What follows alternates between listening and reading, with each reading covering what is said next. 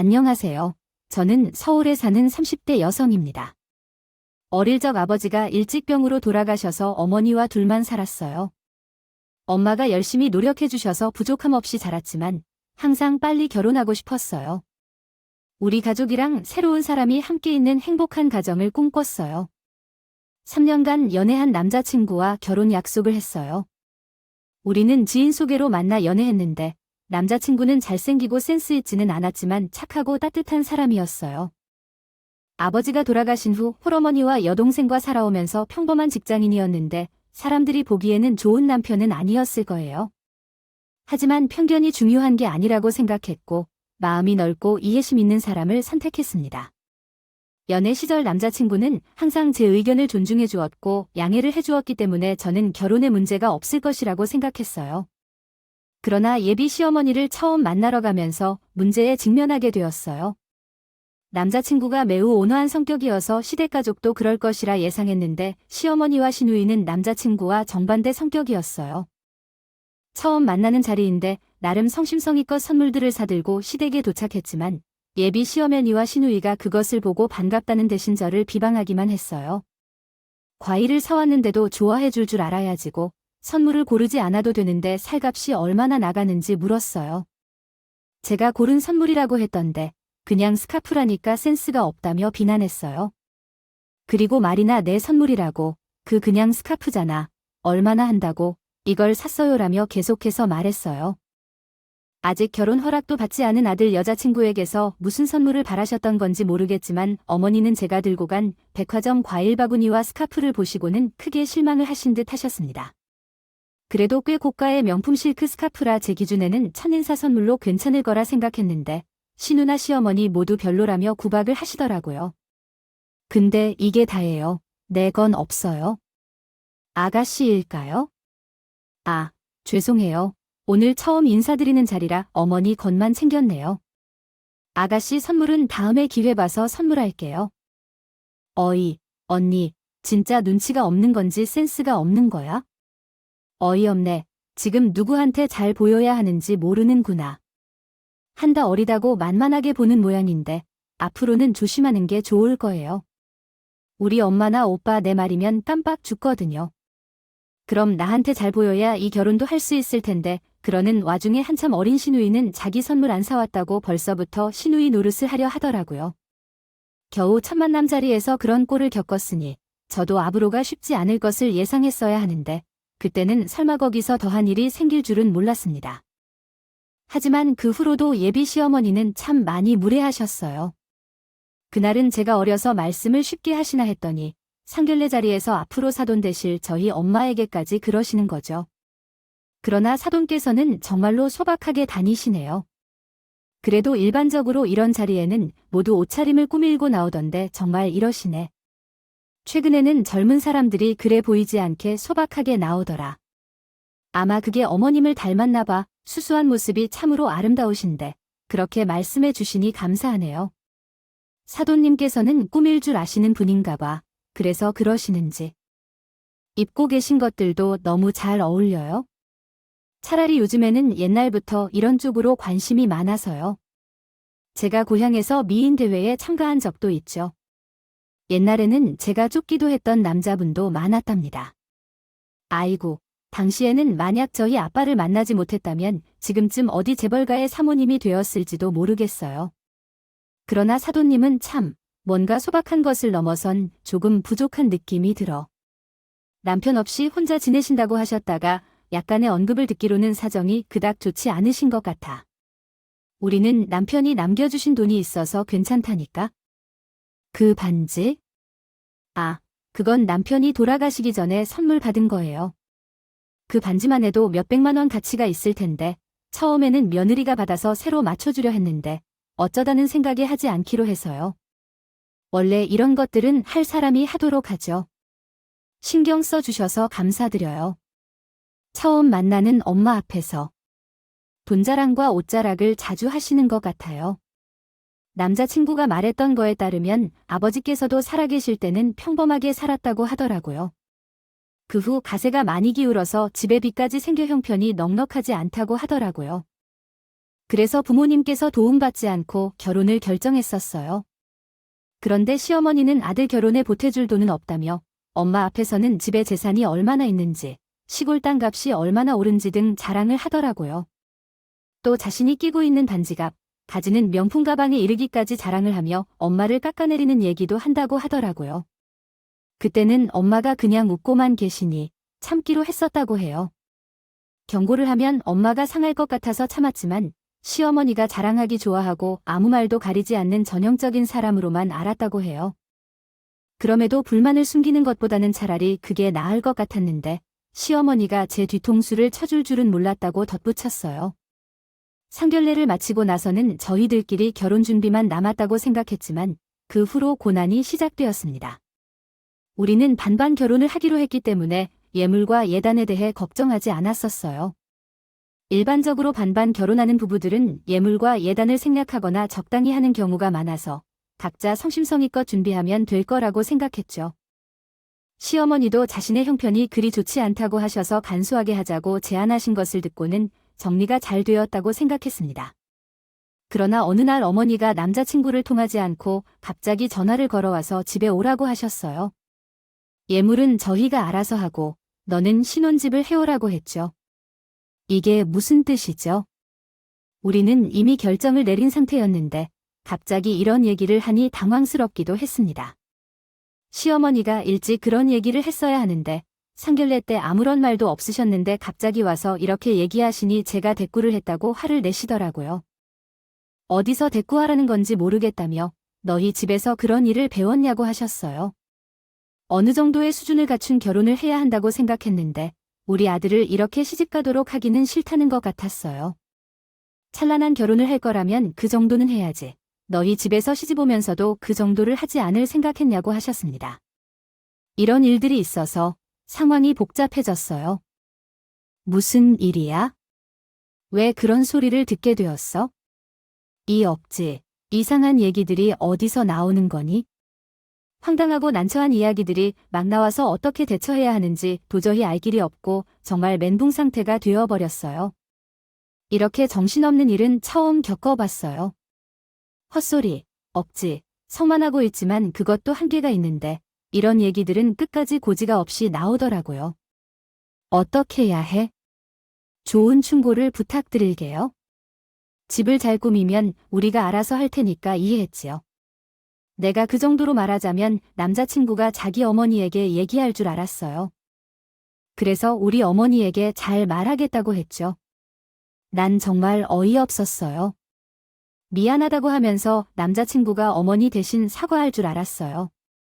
그런데 너무 어이없게도 남자친구는 자기 어머니 말에 동의를 했어요. 자기 어머니를 설득하는 게 아니라 저를 설득하려는 거죠. 우리 엄마는 내 마음대로 안 되면 화를 내요.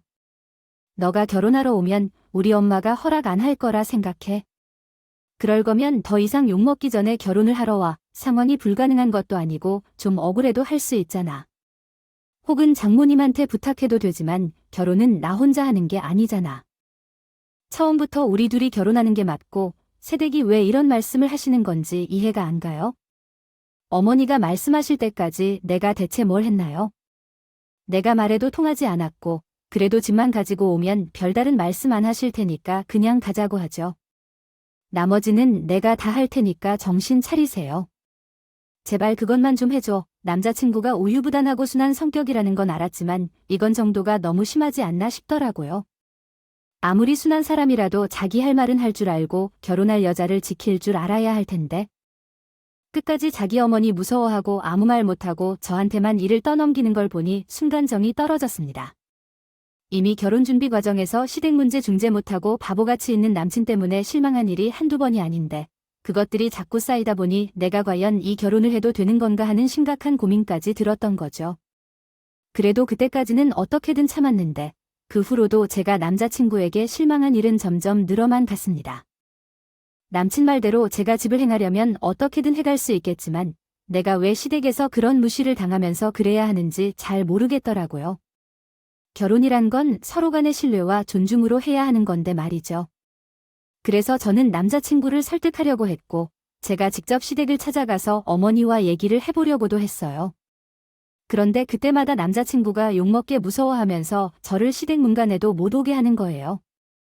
대체 시어머니가 얼마나 무서워서 저러나 싶어 이해를 해보려고 했는데 시어머니한테만 약하지 않고 한참 어린 시누이한테도 아무 말을 못하는 거죠. 사실 시어머니가 그대로 집을 사오라고 난리를 쳤던 이후에도 많은 일이 있었습니다. 시어머니는 매일 전화해서 내가 집을 언제 살 것인지 물었고 할 일 없는 시누이도 심지어 회사까지 나를 찾아왔습니다. 언니가 계란 준비가 잘 되고 있는지 묻더라고요. 대체 왜 그런 소리를 하죠? 집에서 계속 큰 소리를 내서 우리 엄마가 얼마나 속상해하는지 알아요. 결혼 전부터 이렇게 하면 결혼해서는 어떡하냐고 그렇게 말했잖아요. 아, 그래서 내가 차마 찾아온 거예요. 언니, 내가 이게 말이 안 되는 것 같아요. 어머니가 그냥 가서 집을 사오라고 하는데 왜 아가씨가 상관하나요? 이제 날 어리게 보는 건 아닌가요? 언니, 전에도 말했잖아요. 집 안심은 나야. 나한테 잘 보여야 결혼할 수 있다고요? 아직도 내가 말만 잘하면 엄마가 좀 봐줄 수도 있어요. 지금도 엄마는 신축 아파트 정도 바라시는 것 같은데 조금 더 낮추라고 전해볼게요.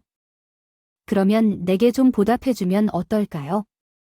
솔직히 이런 이야기가 나오는데 집을 사오려고 시댁에 아무것도 안 할 생각이 아니죠. 나 명품 가방을 기대하고 있는데 다른 일만 하겠다고 하는 건가요? 결혼은 한 번뿐인데 잘 해야죠. 시어머니 땡깡만 해도 미쳐 죽겠는데 이제는 어린 시누이도 제 심신을 상하게 하는 걸 보니 내가 정말 미쳐버리겠다 싶어요. 더군다나 시댁 가족들에게 화를 내거나 시누이를 혼내기도 어려운 상황인데 이런 문제들은 남자친구가 해결해야 할 일 아닌가 싶어서 여러 차례 이야기를 했지만 시어머니 때와 마찬가지로 남자친구는 시누이에게 말도 못했습니다. 오히려 그는 제게 화를 내며 자기 가족들을 무시한다고 말하기도 했죠. 자기 동생 좀 나 그만 찾아오라고 그래. 일하느라 정신이 나갈 것 같은데 왜 자꾸 찾아오는 거야? 할 일이 그렇게 없나? 무슨 말을 그러는 거야? 아주 신경 쓰이는 상황이었습니다.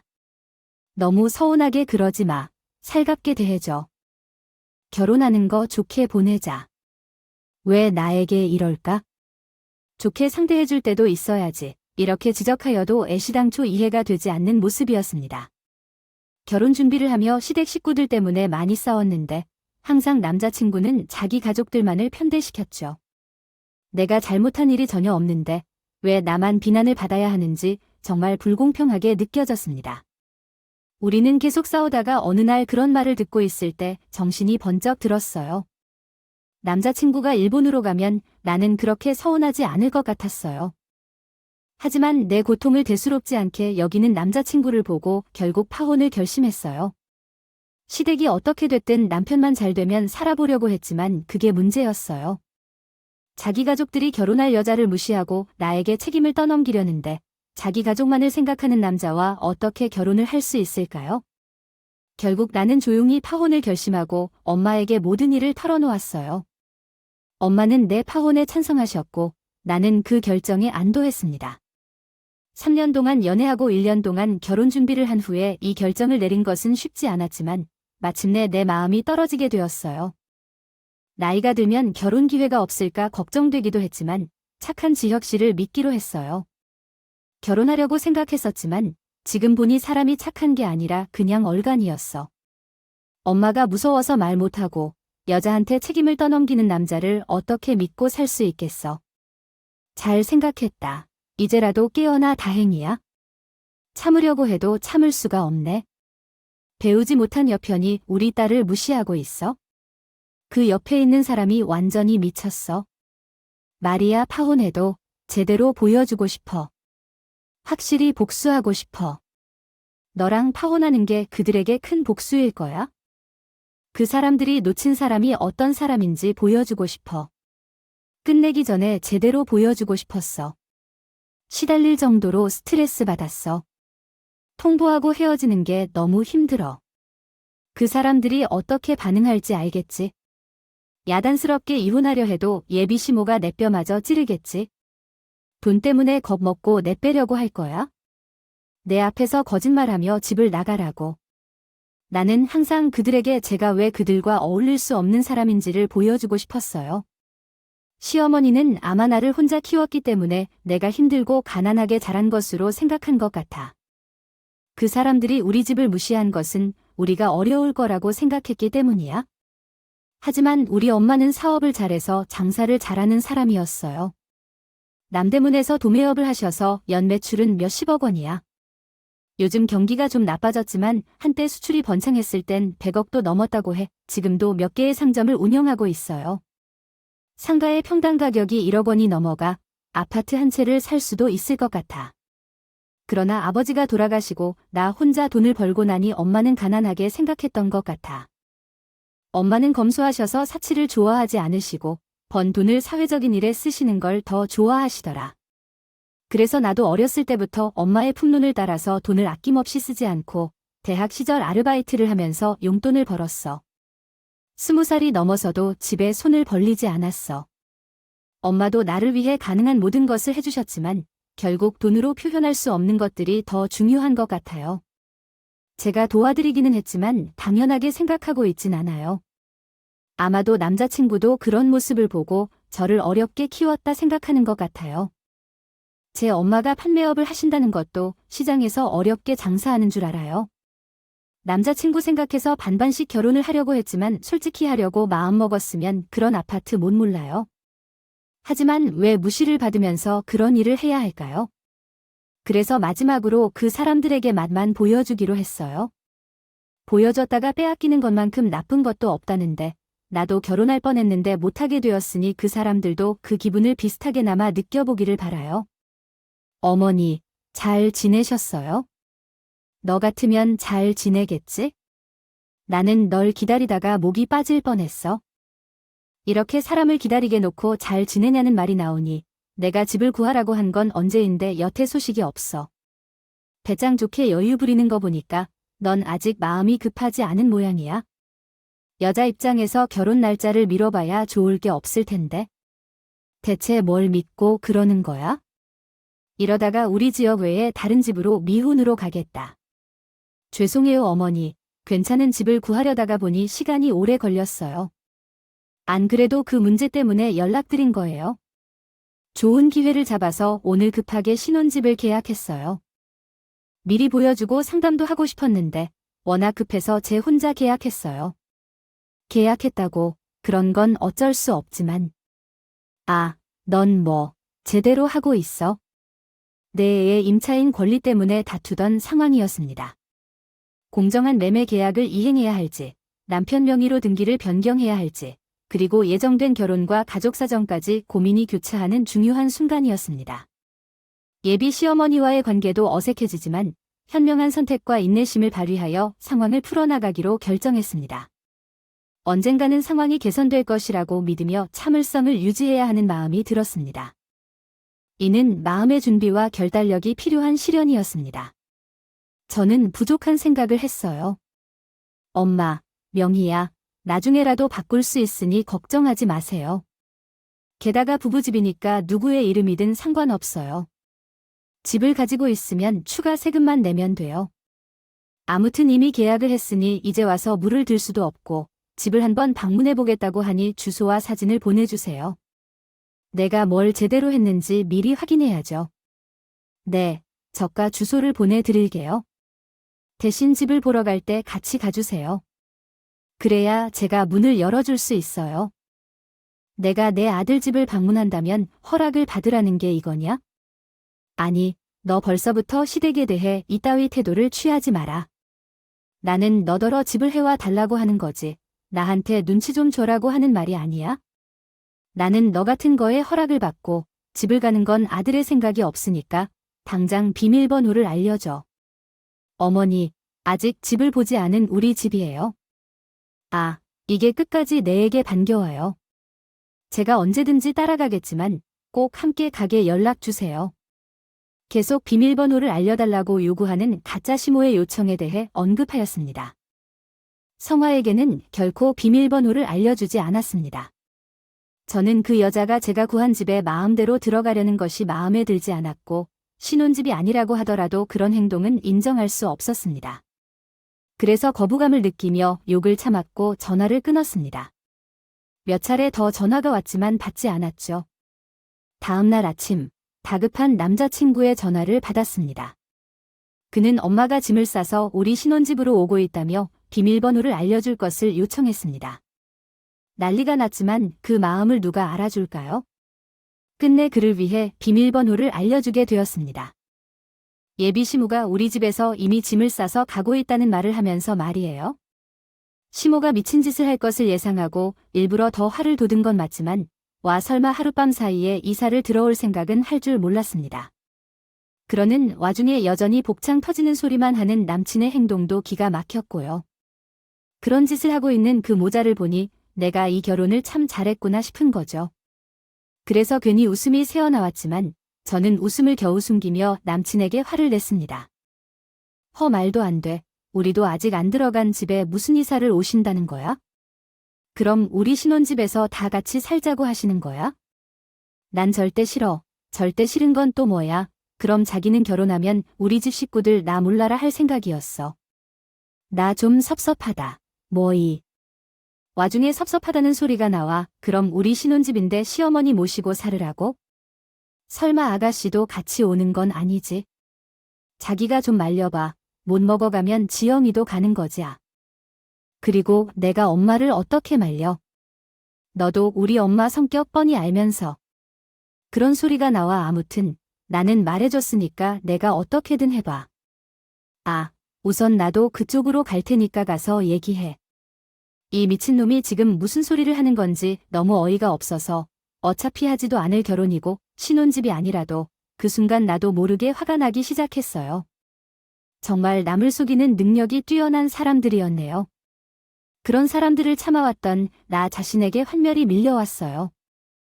그래서 남자친구에게 말을 듣고 예비장가인 시모가 집에 도착하기 전에 먼저 가서 확인했어요. 간신히 10분 뒤에 아파트 단지 안으로 더불어 된 차가 들어왔어요. 그리고 그 차에서 시모, 남자친구, 그리고 신우가 내렸어요. 잠시 뒤 현관문을 두드리는 소리가 들리자 시모와 그 식구들이 나타났어요. 나는 최대한 당황한 척을 하며 시부모님을 맞았어요. 엄마, 이게 대체 무슨 짓이에요? 제게 말도 없이 이렇게 막무가내로 하시면 어떡하죠? 내가 집을 파놓으면 나도 팔 붙일 수 없잖아. 원래 시집 오는 여자는 시부모님들 다 만나고 살아야 하거든요. 하여간 먹은 게 없으니 뭘 알 리가 있나. 어제 남편이 화장실 문 잠그는 것도 한마디 하니 넌 왜 비밀번호를 알려주지 않았어? 그래서 급하게 이사를 하겠어? 아니, 어제 급하게 이사업체를 알아보느라 돈을 2배로 쓰게 됐어. 그 돈도 내게서 받아내야겠어? 예비 신부가 건방진 얘기를 하면서 당당하게 집 안으로 들어왔습니다. 남의 집에 방어함으로써 부적절한 일을 하며 그런 중에 새 집에서는 밥솥부터 드려야 잘 산다며 자신들의 집에서 사용했던 밥솥을 들고 들어왔어요. 시모가 그런 말을 할 때도 남자친구는 아무 말도 없이 가만히 있었고 그 모습을 보니 내가 그런 사람과 결혼을 하려고 했나 싶어서 놀랐고 울컥하려는데 엄마를 거둔 시누이 때문에 남자친구는 신경도 쓰지 않았어요. 정말로 고마운 척 방어하세요. 내 덕분에 아침마다 이런 건 무엇인가요? 주말마다 쉬지도 못하게 하는데 집 찾으라고 하니 어떻게 이런 집을 얻었어요?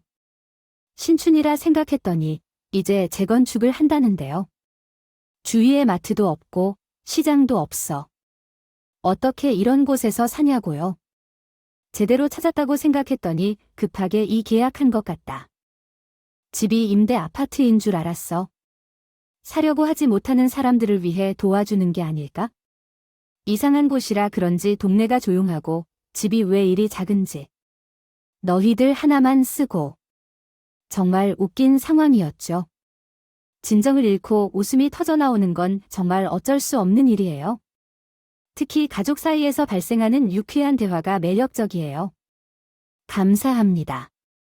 엄마, 세원이 진짜 미쳤어 보여? 집에 와서 이래저래 내 돈을 털어가면서 미친 것 같아. 지금 뭐 하는 거야? 우리 가족들 앞에서 그런 축하는 무슨 짓이야? 너랑 결혼 안 할래? 내가 좀 닥치라고. 평소에는 아무 노풀게 말 못하는 것 같았던 세상에 때로는 입만 터는 구만. 너희 가족들 특기는 입만 터는 거나 마찬가지네. 자식부터 부모까지 정말 미친 것 같아. 내가 그런 사람들과 같은 상태가 되고 싶지 않아서 참고 있었는데 그들이 계속해서 나를 호구로 여겼으니까 오늘 기회에 정확하게 보여줄게. 내가 휴대폰을 꺼내어 내 세상과 그들과는 얼마나 다른지 보여줬어. 내 차, 내 아파트, 그 아파트의 가치, 집값까지 보여줬어. 사실 그 아파트는 내 집이 아니야. 다른 사람에게 잠깐 빌린 집이었어. 어머니가 봉사 다니면서 재산을 임대해서 살아가시는데 새 세입자가 이사를 나가면서 빈 집이 생겼어. 리모델링 전에 며칠 빌려서 쓰게 되었어. 시작에 그 집 가족들은 이곳이 우리 집이라고 하며 웃었지만 매 집에 누가 사는지 알면 그 집 사람들은 아마 놀랄 것입니다. 거기는 알만한 사람들만 아는 비싼 아파트였거든요. 아시는 분들은 아시겠지만 원래 여기 부총 근처에는 시장이 없어요. 그리고 집값이 비쌀수록 동네가 조용해져요. 물론 그 사람들은 워낙 조용하게 살던 사람들이어서 그런 걸 알 리가 없었지만 몰라도 너무 모르고 무식한 소리를 해대더라고요. 그래서 저는 그 집 시세까지 보여줬어요. 이게 뭐야? 은지야, 정말 그거야? 네, 내가 이런 차를 어떻게 타고 다니니? 아니, 그리고 너 아파트가 있었어? 그럼 이 집은 또 뭐야? 이게 진짜야? 아니, 얘가 사는 아파트가 10억이나 한다더라고요. 어디, 우리 집뿐이에요. 여기는 더 비싼데요. 이 집만 해도 30억짜리라던데요. 그래도 이 동네까지 데려오면 대충 눈치챌 줄 알았는데. 몰라도 너무 모르는 거 아니에요? 여기 동네 시세가 얼마인지도 모르고 어디서 임대 아파트라는 소리를 해요? 하지만 당신들 형편에 따라서 근처로 와본 적이 없을 테니 시세를 모를 수도 있죠. 여기에 당신 같은 사람들은 발도 못 들이는 동네예요. 어차피 당신들은 이런 곳에 와볼 일이 없을 테니 제가 안타까워서 한번 보여드리는 거예요. 어떤가요?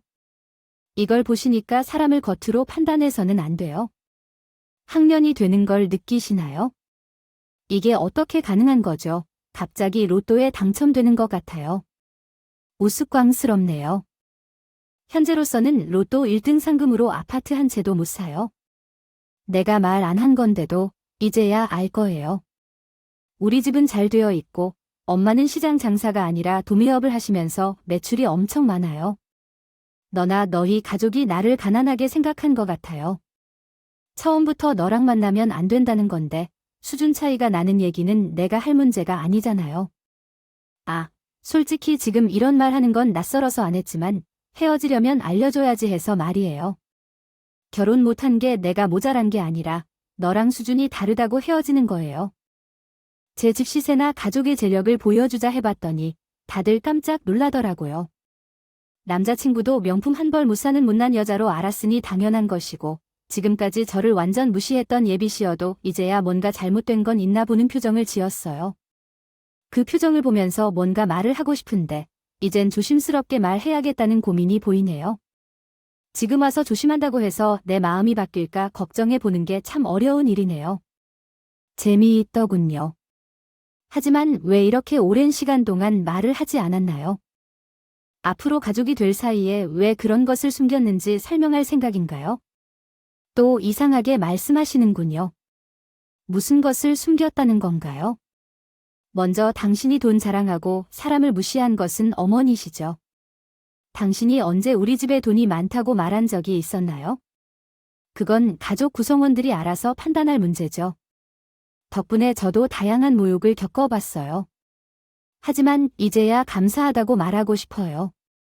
당신 덕분에 그 집의 정체를 알게 되었어요. 어머니가 좀 더 부드럽게 상대하셨으면 좋을 텐데 막상 결혼해서 후회할 뻔했어요. 정말 감사드립니다. 아무튼 결혼하지 않을 거고 그 집도 우리 집이 아니니까 이사 오시려면 집주인과 알아서 해야죠. 걱정할 일은 아마 없겠네요. 이미 짐까지 끌어들어 오는 걸 보니 말이죠. 이사 온다면 짐 옮겨드릴게요. 네, 맞아요. 오세요. 이삿짐 센터 직원들이 들어와 짐을 옮기기 시작했고 나는 그 모습을 반기며 긴장을 해소했다. 어머니가 부른 사람이니까 조심해야겠죠. 이삿짐 옮길 때 조심해야겠습니다. 그런데 30억이 있어요. 살던 집은 전세라고 했던가요? 아, 그럼 그걸로 여기 계약금이나 낼 수 있을까요? 사이다를 마시고 있는 시모는 30억이라는 말에 갑자기 정신이 번쩍 들어 제 옷자락을 붙잡고 사정을 시작했습니다. 아이고, 내가 잘못했어. 잠깐 미쳤나 봐. 내가 너희 집을 모르고 그러다니. 진심으로 미안해. 제발 용서해 주세요. 나는 너에게 감정이 있어서 그런 게 아니야? 나도 딸을 갖고 있는데 너무 건방져서 그러지 마라. 내 잘못을 인정했는데 용서해 줄래? 그래. 옛말에는 뿌린 대로 거둔다는 말이 있잖아. 잘못하면 그만큼 받아야 하는데 그런 분이 왜 저러셨어요? 아가씨, 어머니 덕분에 시집가기는 힘들겠네요. 어떡하지? 아가씨가 부잣집에 시집가야 견딜 수 있어요. 어쨌든 난 물러나려고 해. 너희들끼리 해결하게. 제발 이러지 마요. 너 없이는 못 살 걸 알잖아. 어떻게 너와 헤어져야 할까? 내가 잘못한 거야? 나는 엄마가 있으니까. 말이 돼야 하는데 우리 집안 가족들이 제 면회하지 못한 나의 책임인 것 같아요. 그래도 제가 너에게 그런 짓은 안 했잖아. 앞으로 잘 할게. 그러니 제발 나를 떠나지 마. 그 상황이 감당이 안 돼서 그런 건지, 돈 있는 며느리를 놓치는 게 아쉬운 건지, 예비 시어머니가 바닥에 무릎 꿇고 제 앞에서 두 손발이 되도록 싹싹 빌며 울고 난리가 났어요. 옆에 있던 남자친구도 이제서야 잘할 거라며 눈물을 흘린다더라고요. 제가 힘들어할 때는 모르겠다며 남일처럼 굴던 사람이 이제 와서 그렇게 말한다는 게 얼마나 기이하고 가창스러운지. 마음 같아서는 한 대 때리고 싶기도 했어요. 하지만 그것보다 그 집안 가족들도 제처럼 속이 끓기를 바라는 걸 알았어요. 모르고 헤어지면 재수 없겠지만 제가 끼지 않은 복권이 있는 걸 알고 나 같은 여자를 놓치면 평생 후회할 거니까. 좀 일찍 정신 차리지 그랬어요. 나는 이제 너 같은 사람이랑 결혼할 생각도 없고 말 한마디 섞고 싶지 않으니까. 나를 두고 후회하거나 너 식구들에게 원망하거나 너 혼자 해. 우리가 지금부로 파혼하는 건데 다시 보지 말자. 아, 혹시나 회사에 찾아오거나 동네로 나와서 다툴 때는 정말 내 모든 인맥을 다 동원해서 가만히 안을 거니까. 파혼당한 와중에 경찰서까지 가게 될 거야. 만약 원치 않는다면 조심하는 것이 좋을 거야. 너가 정말 멍청한 짓을 잘해서 예비로 알려주는 거야. 이번에는 나중에 후회할 일 말아라. 알겠어. 나는 그 자리에서 파혼을 선언하고 그 집과 인연을 끊었어. 제대로 보여준 것 같았는지 나중에 다시 오지는 않았어. 물론 전 남자친구와 알던 사람들을 통해 전 남자친구가 어떻게 안 지내는지 들었어. 회사도 못 나가고 매일 울며 술을 마시며 나를 그리워한다고 했어. 예전이었다면 마음이 아프기도 했겠지만 지금은 힘들 때에 외면했던 그 사람을 떠올리니 동정이 덜했어. 그러니 왜 잘하지 않았을 때 사람이 그리워지는지 엄청 미련하고 간사하다고 생각했어. 내 힘든 상처가 되었지만 그 경험으로 제대로 배웠다고 생각해. 이혼보다 파혼이 쉽다는 말처럼 더 멋졌을 때에 깨닫기 좋았어. 저도 많이 배웠어. 남자는 연애할 때와 결혼할 때 다르고 순해 보이는 사람이 다 착한 것이 아니라는 것을 배웠어. 파혼 덕분에 그런 교훈을 배운 것 같아. 좀 더 남자를 제대로 보는 눈이 생긴 것 같아. 생각했고 이후 정말 더 괜찮은 남자를 만나게 되었습니다. 이번에는 어머니의 지인을 통해 만난 사람이었어요. 처음에는 중매로 만나는 결혼은 진정성이 없을 것이라고 생각했지만 이 사람을 만나고서 그 편견을 깨게 되었어요. 사람을 만나는 방법이 중요한 게 아니라 누구를 만나느냐가 제일 중요하다는 걸 깨닫게 되었죠. 부모님의 지인이었기 때문인지 저와의 환경이 많이 다르지 않고 서로를 잘 이해하고 배려하는 관계예요. 그래서 저희는 1년의 연애 끝에 결혼을 준비하고 있답니다. 예정된 결혼식은 올 봄이고 지금은 막바지 결혼 준비를 하고 있어요. 결혼식 막판에 파혼을 했다가 다시 결혼을 결심한 만큼 이 사람은 정말 좋은 분이에요. 제가 그런 일을 겪은 것을 알고 자기 일처럼 화내고 위로를 해주셔서 더욱 고마우면서도 애틋하게 생각해요. 사람이야 직접 살아서 알고 겪어봐야 한다고 하지만 무지막지한 인간들을 겪어본 저로서는 또다시 그런 실수를 할 확률이 줄어들 것 같아요. 그래서 이번에야말로 정말 행복한 결혼 생활을 기대하며 다가올 결혼식을 기다리고 있어요. 여러분들께서도 제 결혼을 축하해 주시기를 바라며 이야기를 마치겠습니다. 감사합니다.